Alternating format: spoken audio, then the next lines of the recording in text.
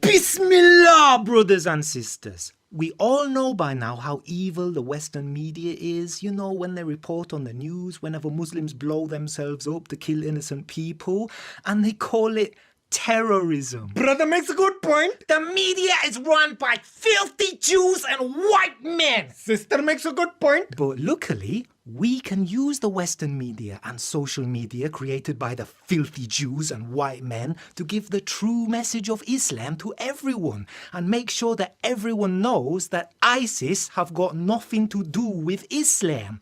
This must always be our number 1 priority. ISIS has nothing to do with Islam.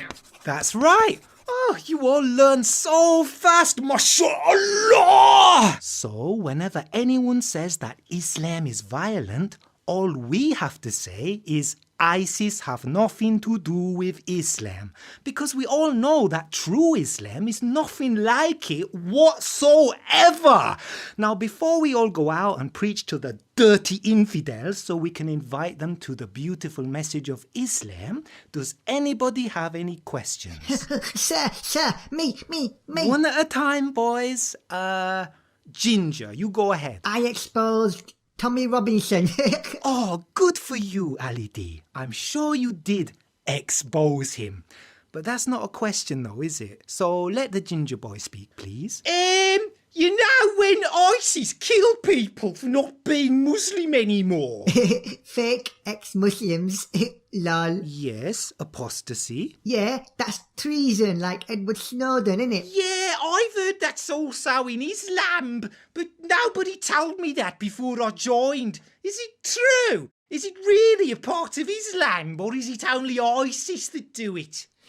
Well, epistemologically speaking, you're forgetting the context. It's all about the multi-layered and multi-leveled approach. Brother makes a good point. You see, we have the pixel and Allah has the picture. Aha.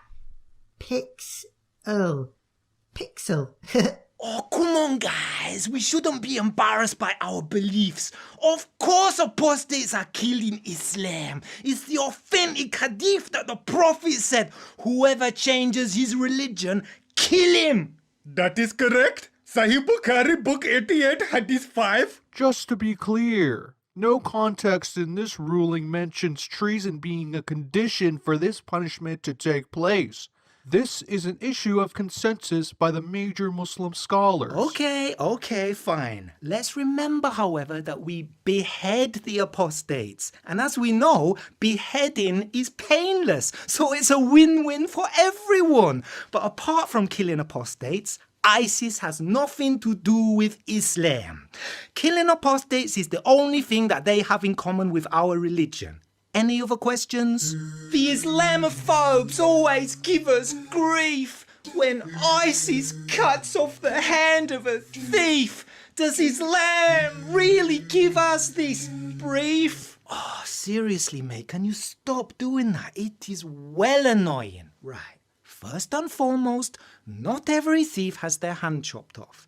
Before you get your hand chopped off, you have to steal something really, really expensive, like an egg or a bit of rope. Sahih Bukhari, book 86, hadith 29. Yeah, and the general command to chop choppy is in the Quran in... Chapter 5, verse 38, Allah says, as to the thief, male or female, cut off his or her hands, a punishment by way of example from Allah for the crime. Yeah, okay, so ISIS follow Islam when they punish a thief or chop off their hand, but apart from killing apostates and chopping off the hands of thieves, ISIS have nothing to do with Islam. Oh, don't forget about them feet, innit? Feet? What feet? Allah orders us to chop off both the hands and the feet, as well as crucify those what spread corruption. Brother makes a good point. This is in chapter 5, verse 33. Okay, so Islam teaches you to chop people's hands and feet off or crucify them if they spread corruption.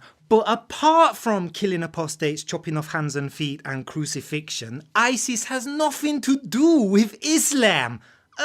Norman! So here's the point where you chop off the thief's hands, babes. This is just an excuse to show you skin. Oh, look at that. I have an outie. And I'm not talking about my belly button. You know what, babes? I call my bed the crucifix, girl.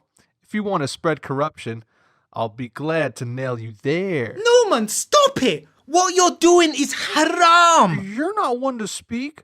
We all know about your profile in Ashley Madison.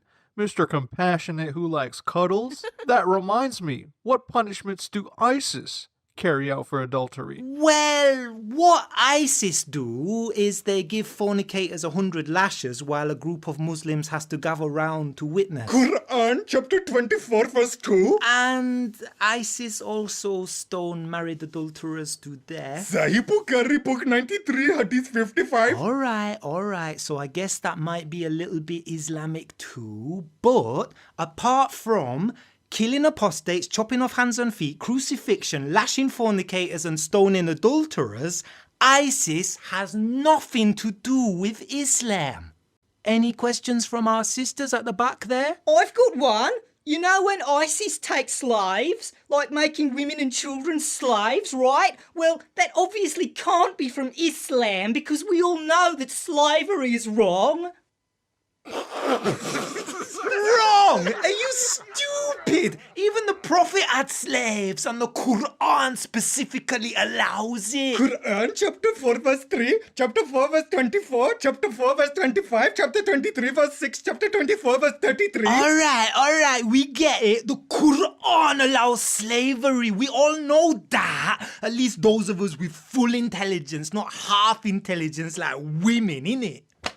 Ew. That is true. Women have half our intelligence. We are told this in Sahih Bukhari book 6 hadith 9. Excuse me, I'm not going to attack you personally, but Islam, to me... Sister, you cannot just interpret it the way you want to. Islam is not made up by every Tom, Dick and Harry. Sister, all major scholars agree that enslaving men, women and children is allowed in Islam, mostly after battle. Prophet Muhammad sallallahu alaihi wasallam enslaved all the women and children of an entire Jewish tribe after he killed their men. There are many more examples, sister. Alright, we get it. Slavery is legit. But apart from killing apostates, chopping off hands and feet, crucifixion, lashing fornicators, stoning adulterers and enslaving women and children, ISIS has got nothing to do with Islam. Hey, what about my gay friends? We can at least say that Islam welcomes gays with open arms and that is why ISIS are un-Islamic. What? The puffs? Oh, that is disgusting. Yeah, God created Adam and Eve. He didn't create Adam and Jamal. Our prophet said that we must kill the gays who act on their lust. Sunan Abu Dawud, book 40, hadith 112.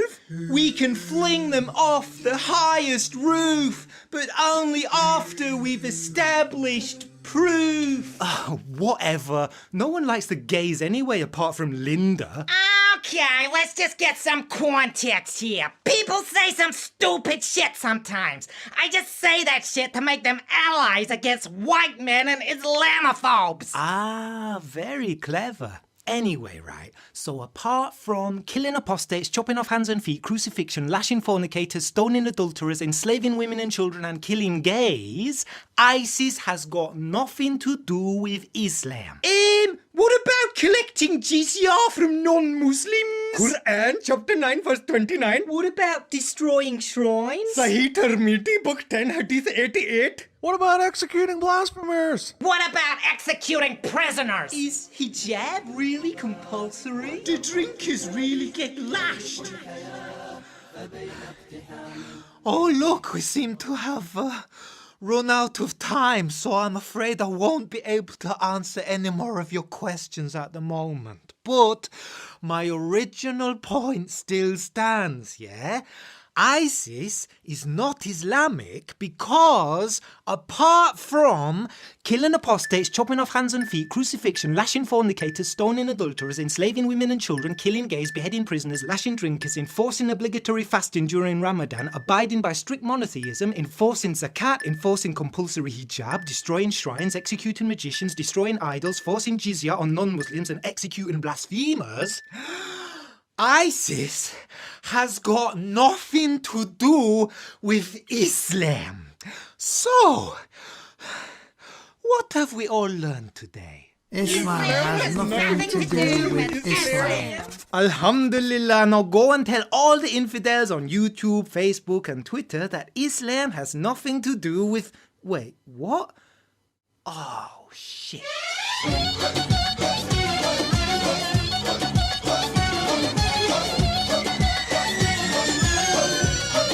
Allahu Akbar!